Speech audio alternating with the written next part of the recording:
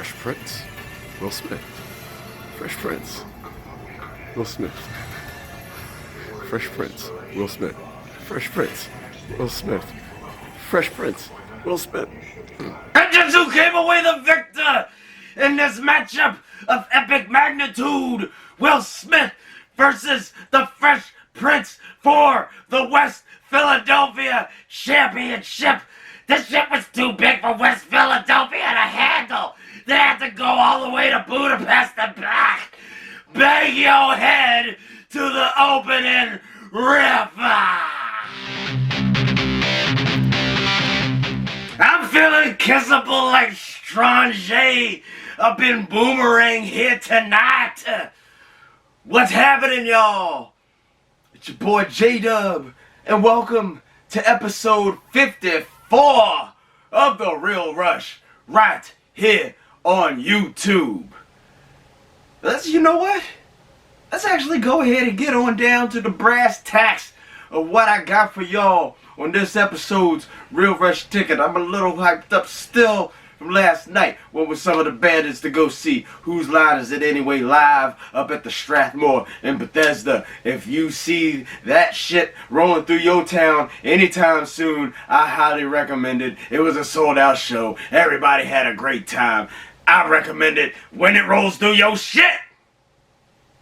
Let's get on down to our brass tacks. This episode's Real Rush ticket. Whew. We're gonna kick things off here with tonight. I got 4 movies for y'all here. In this episode, as promised, last episode, let's go ahead and kick things off with what got me so hyped up during the opening riff, son. That shit, Gemini Man. Woo! So if anybody has seen the trailer or hasn't seen the trailer, let's go ahead and break down just what Gemini Man is all about. You got Will Smith up in there. Elite assassin, Henry Brogan. He's trying to leave that life behind though. He's pulling a Murtaugh. He's getting too old for this shit, Riggs. Too old for this shit. I'ma go be in Jumanji. So, because of this, well, maybe because of this, or maybe not because of this, I don't know. But now, he's being tracked by another elite assassin, marked for death. This other elite assassin looks just like his ass, and it's because it's a younger clone of Henry Brogan, also played by Will Smith. Not played by Jaden Smith, as many people have been misconstrued to believe. No, that's not the case. It's still Will Smith. Just that awesome digital de-aging processes that they've been doing in a lot of movies as of late. And that's the shit right there. So what's gonna happen when they clash? Huh? Are they really out to get each other? Or are there other forces about that maybe they may need to team up against? Who knows? The trailer leaves that kind of up to imagination. So I'm not going to spoil that here for y'all because the Real Rush and J-Dub is not in spoiling business. It's Gemini Man. Action, sci-fi thriller. Directed by Ang Lee. The man who brought us, I don't know, Hulk, the first one. Brokeback Mountain. Life of Pi. Some groundbreaking shit. It's also got in it Mary Elizabeth Winstead, Clive Owen, Benedict Wong's up in it, and as I mentioned in my short little Instagram review of Gemini Man a couple nights ago, there is a little bit of a Wayne's World 2 Easter egg in it. If you know your shit. I'm going to just go ahead and throw that one out here for you because it's not considered, I don't think it's considered a spoiler. It's not in detriment to the movie if you go in knowing this. But there's an actor in there named Ralph Brown. I was trying to figure out throughout the movie why he looks so familiar. Because this man played Del Preston in Wayne's World 2. And the same man plays a man named Del Patterson, Gemini Man. There's my movie buffness coming out. So when I saw his name at the end of credits, I said, oh shit, that's who that is. So this movie, Gemini Man, the critics straight up trashed the shit out of it before it even officially dropped. That sounds kind of familiar, doesn't it? That actually does sound more than familiar, more times than not these days. But I'm talking more about in comparison to last year's little known Marvel film called Venom, which got trashed before it even really hit the theater, before anybody got a chance to see it. So therefore, you know, through hearsay, people didn't want to see it because the general consensus already going in was that it was going to be shit. And just like Venom last year, the critics then got it fucked up, y'all. Because Gemini Man, just like Venom last year, is off the chain. And that's not just coming from me. I saw it up at the Airbus Thursday night, part of a double feature. And everybody else in the theater walked away thinking the same thing. Wasn't very many of us. Because again, not a lot of people were rushing out to see it because nobody was thinking that it was going to be an awesome movie. So the performances were great. The action sequences were awesomely well done. The de-aging effects, that's been drawing a lot of criticism. Now, towards the end of the movie, and this isn't giving anything away, you can see a little bit of, maybe a little bit more touching up could have been done. But other than that, it looked quite good. It literally looked like Will Smith was fighting the Fresh Prince and vice versa. So well done. Will Smith putting in double duty as both Henry Brogan and his younger clone of his younger self, and a clone of his younger self. You know what I'm saying? Get the paradoxes and shit going on. So he's putting in double time. He's getting back, just like I said when we saw Aladdin earlier this year. It's like Will Smith is getting back into old school Will Smith form. That's awesome. Can't wait to see Spies in Disguise, and I damn sure can't wait to see Bad Boys for Life, both dropping this winter. But for real, don't be believing the pre-movie hype on Gemini Man. I gave it my own little damn ovation standing up in the Airbus. Yes. On point. If you're a Will Smith fan, you're going to love it. Give it a shot. And I'm predicting the same. The same as with what happened with Venom last year. Is that if the masses get hearsay of what other actual people are saying about Gemini Man, it's going to lead to more and more people seeing it. And I think that most people, more than not, will walk away having enjoyed themselves. Same thing. I'm predicting the same shit. It's going to turn around. And if you look on the Wikipedia of Venom, you'll see that it now states something like, while initially met with negative reviews from the critical standpoint, the general population seemed to love it, or some shit like that. Yeah. So, listen to the people. This is your boy J-Dub. It's your people's critic. Ooh, the people's critic. Let me just soak that one in. I'm going to drink that one in, man. A little bit of the bubbly. Speaking of that, fuck it.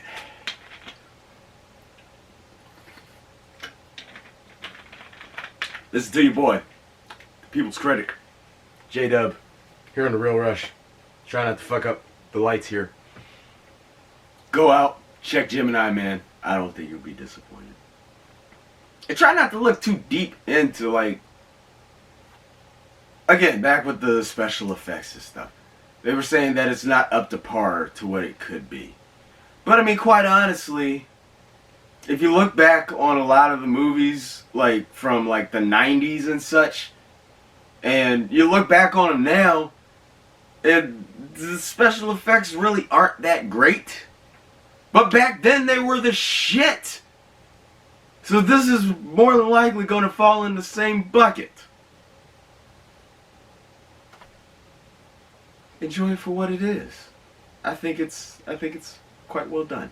So yeah, Gemini Man now playing everywhere. I saw it in IMAX. This is also playing in 3D plus in HFR, which is high frame rate, because just like Ang Lee's last film, Billy Lynn's Halftime Walk, this is shot at a very high frame rate of 120 frames per second, just to give that all-encompassing, all-engrossing feel, visual to the movie.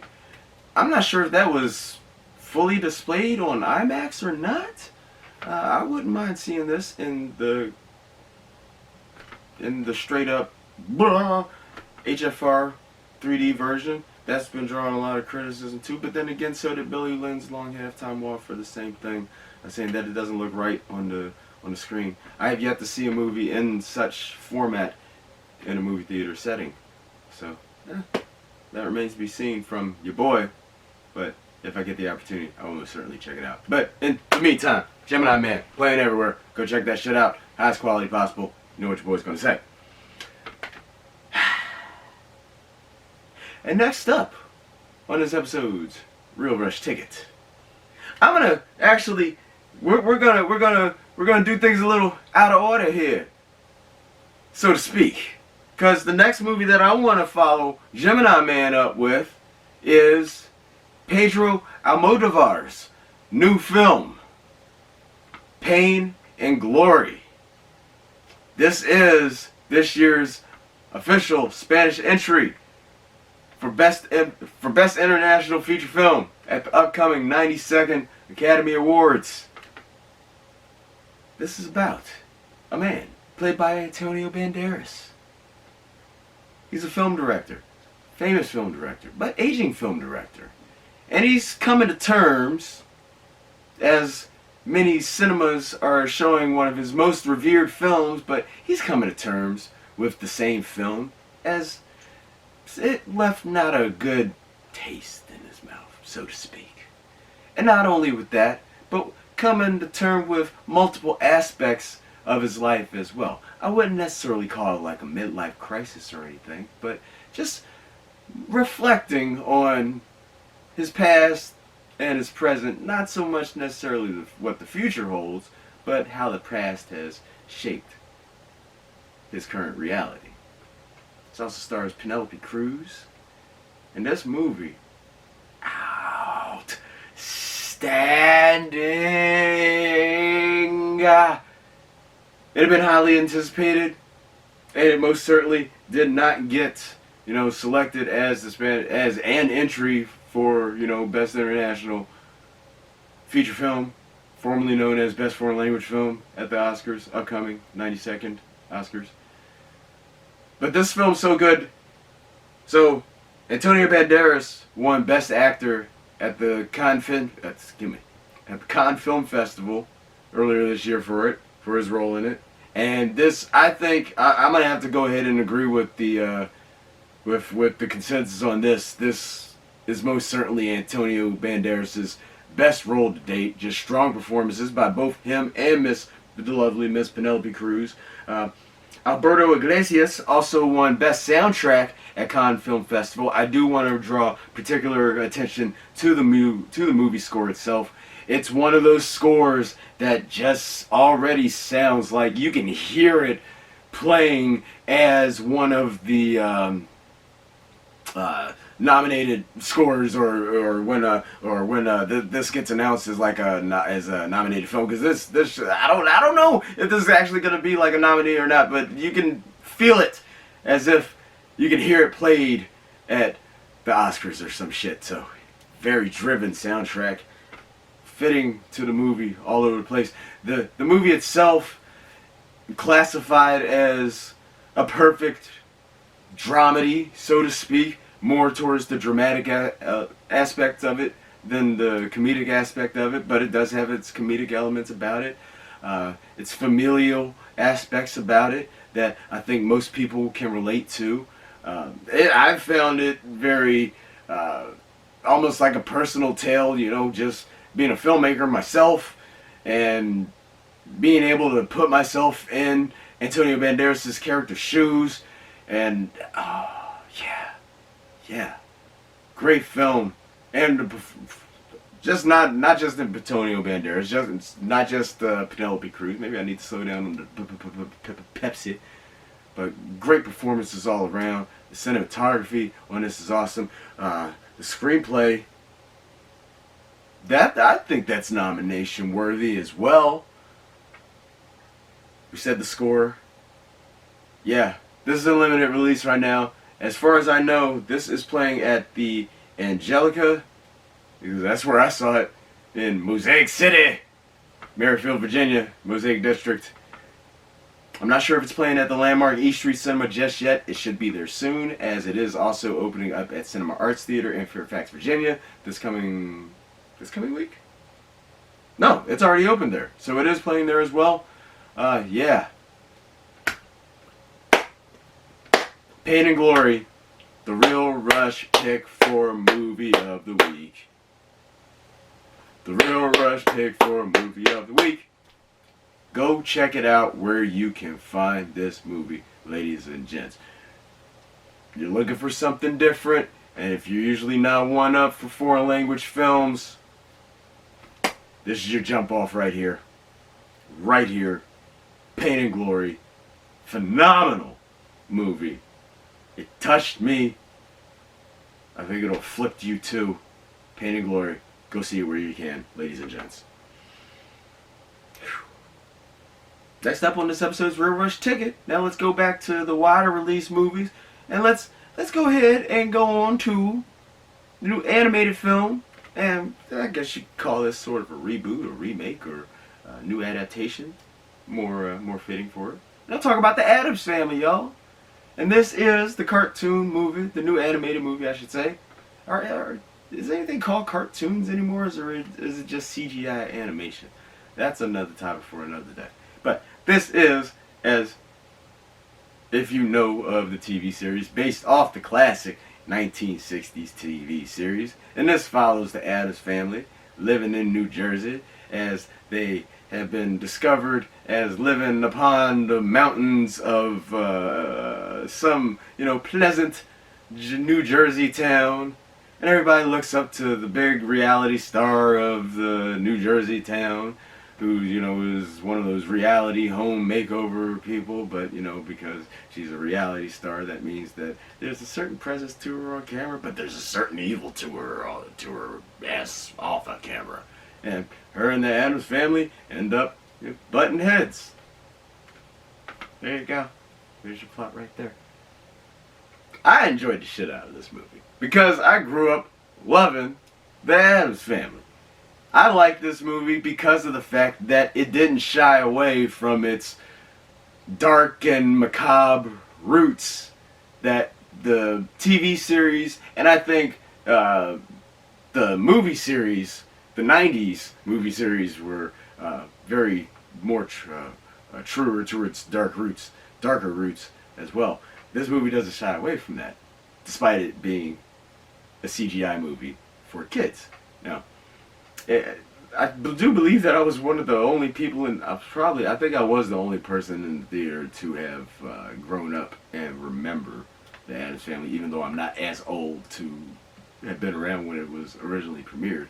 So, if you've seen and have grown up with and are a follower or a fan or loved or, somewhat like the Addams Family, you won't be disappointed by this movie as well. However, that's where I think the shortcoming comes for this film.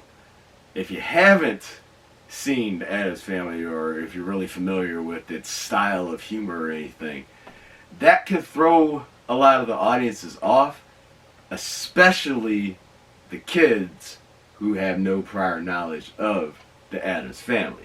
Unless, now this might just be my own personal bias talking here, but I do feel like I grew up with my own dark, fucked up sense of humor in my own right, and I'm sure I'm not the only one. So if there are any kids out there who might be following in my own mental footsteps, so to speak, then they'll probably enjoy this movie. It's different. It's a different taste.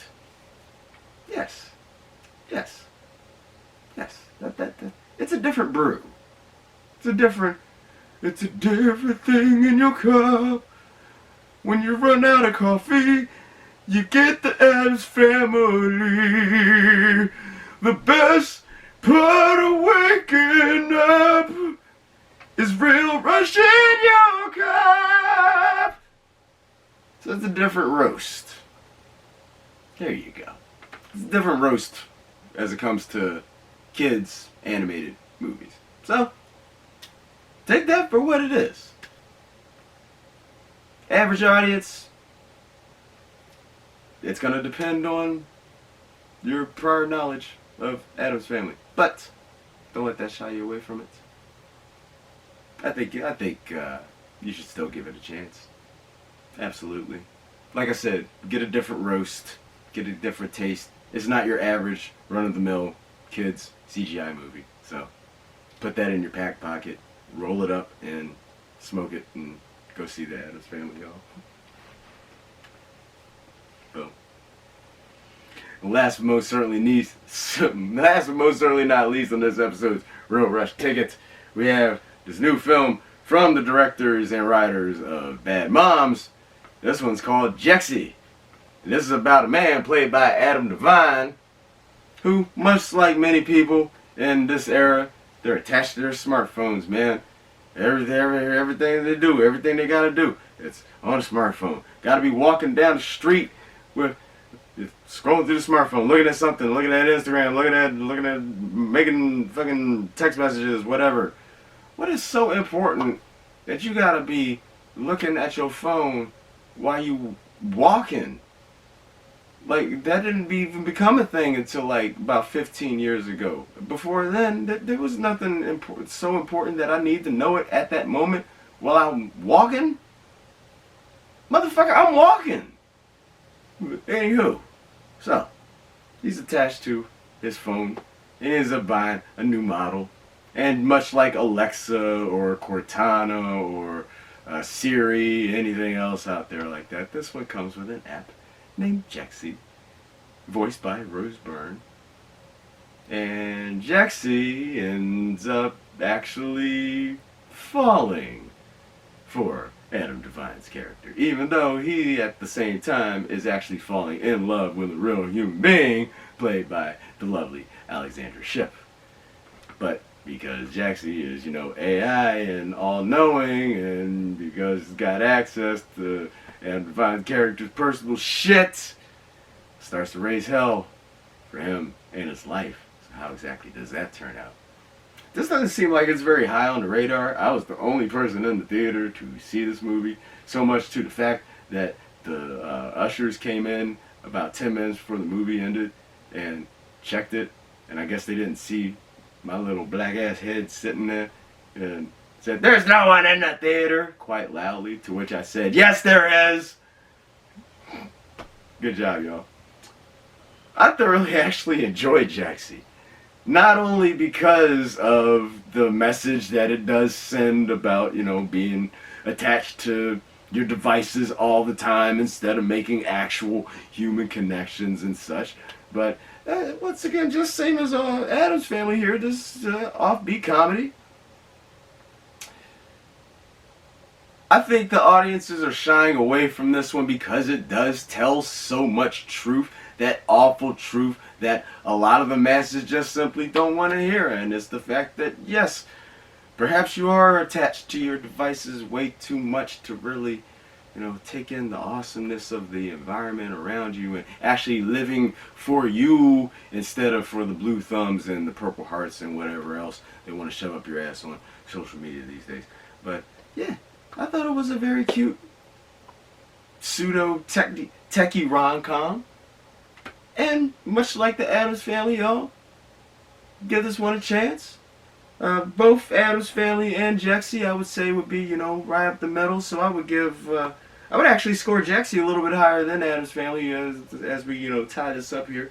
I would get Addams Family about, give it about a 6.5, and I would give Jexi a little bit higher, about a 6.7, 6.8, if we're going to go on that kind of scale there.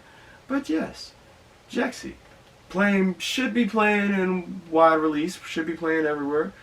Give it a shot and get the message while you're getting some decent laughs from this movie as well. So yeah, Jexi, check it out, y'all. I think you'll be pleasantly surprised at this one. And that, my friends, is a wrap for episode 54 of The Real Rush right here on YouTube. But as always, it is at this time where I take this moment to remind y'all that the third Friday of the month Bandit Show is coming up this Friday. Holy shit. This Friday, we're going to be performing for y'all at the Stagecoach Theater Company out in Ashburn, Virginia. This Friday, 7:30 p.m. Doors open at 7. Tickets, $12 online, $15 at the door. There are still tickets available.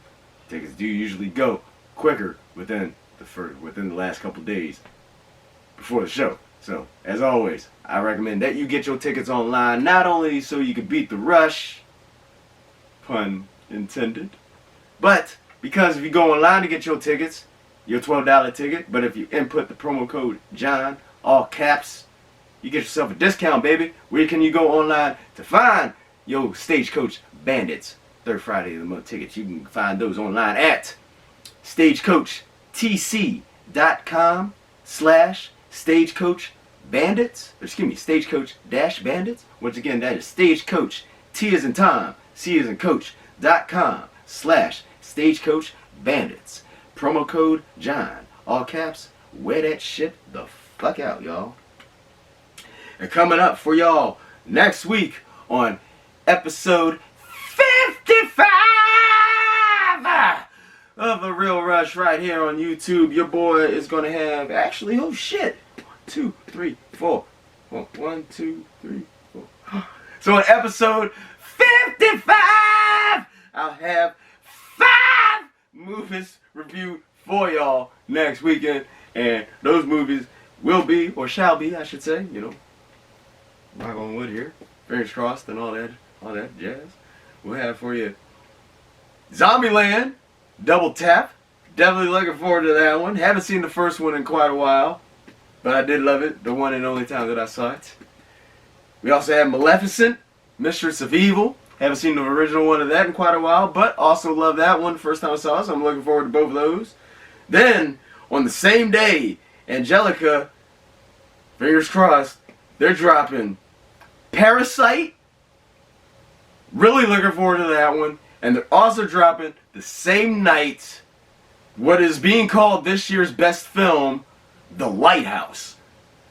Looking forward to the shit out of that night, whatever evening I make it over to the Angelica to see that double feature, because that was most certainly be a back-to-back double feature. And we're going to officially announce it right here, right now. We're going to have a special Tuesday night event this week coming up. It's a Fathom event, because we going to go check out Jay and Silent Bob Reboot, y'all. And we was in the presence of Jason Mewes and Kevin Smith up at the Cap One Arena last week for AEW Dynamite, as they was up in the joint to promote that. I think Chris Jericho might have a bit of a part in this, perhaps. I don't know. I didn't quite catch too terribly much of that. But yeah, we checking that shit out all this week, and we had all those reviews for y'all next weekend. But in the meantime, should you have any questions, comments, concerns, any shit like that for your boy, please feel free to type those on to the YouTube page where you're reviewing this week's episode of The Real Rush right here, right now. If you subscribe to The Real Rush here on YouTube, thank you for doing so thus far. And if you haven't done so yet, what the hell are you waiting for? You want to be the first to know when your boy drops a new episode. Don't forget, please spread the word of The Real Rush like everybody should be spreading love these days, ladies and gents. And don't forget that The Real Rush does have replay value. Any movie that you want to know what your boy thought of, all you got to do is type in the search bar up above, in quotation marks, The Real Rush, then outside of quotation marks, the name of the movie that you're looking for, and then boom! Movie review on demand just for you, because The Real Rush got you covered for life, son. And as always, you can follow your boy on Instagram for my live movie check-ins as they occur, and that is at JDubChampion, hashtag The Real Rush. And for the real rush, I am your boy, I am your boy J-Dub, ladies and gents. Thank you for watching once again. Remember, when you're at the movies, chill out. Any conversations and the time, all that, put the smartphones and all that shit away, because all that shit will be waiting for you after the movie is all said and done. I guarantee it. Enjoy yourselves. Don't you be cutting me off in the fucking middle of my outro there, man. Where we leaving off at? Where we leave off at? Yeah, as I was saying, enjoy yourselves at the movies, ladies and gents. Have fun, y'all. Love J-Dub. And we'll see you next weekend. Peace.